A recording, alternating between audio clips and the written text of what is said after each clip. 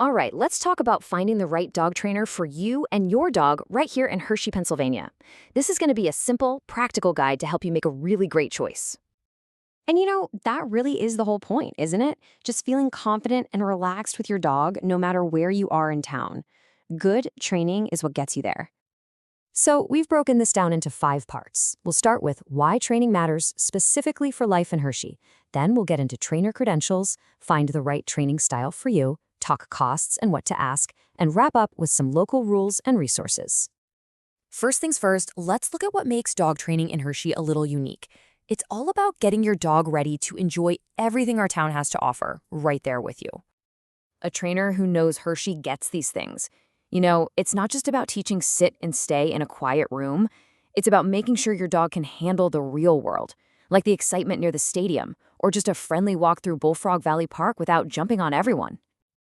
Okay, so you know why you need a trainer, but how do you actually spot a good one? This is where their credentials come in. Let's break down what to look for so you know you're getting quality help.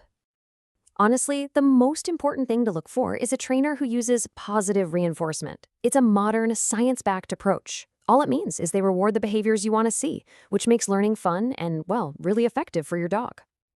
And that leads to a really big red flag. You'll want to avoid any trainer who relies on fear, pain, or intimidation tactics. Those old-school aversive methods are known to backfire and can actually create new problems like anxiety or even aggression. Just not what you want. Now, you're going to see a bunch of letters after a trainer's name, and it can look like alphabet soup, but they're actually pretty helpful. For example, CPDTKA means they've passed a big exam and they do continuing education to stay current. If you see something like CBCCKA, that's a person who specializes in more serious issues like reactivity. These letters are your proof that they're a dedicated professional. So, once you've found some qualified trainers, the next step is figuring out the right format, because training isn't one size fits all, right? Let's look at the different options to see what's going to fit best with your life and your dog's needs. The 2 most common choices are in-home training and group classes, and they're good for different things.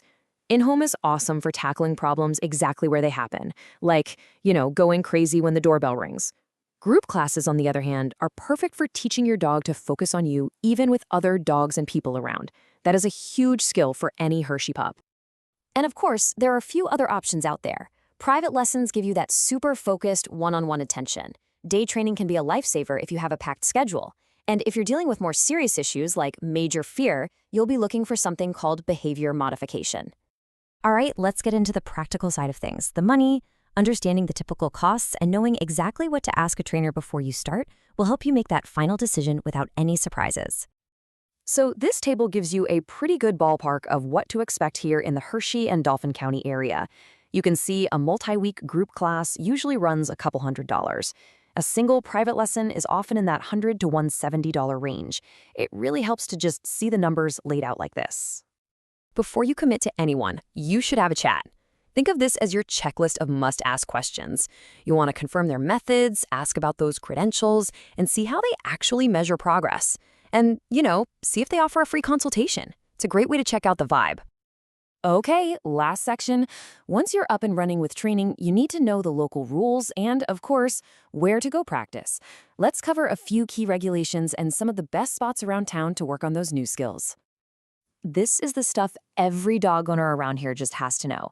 Derry Township has a leash law for all public spaces.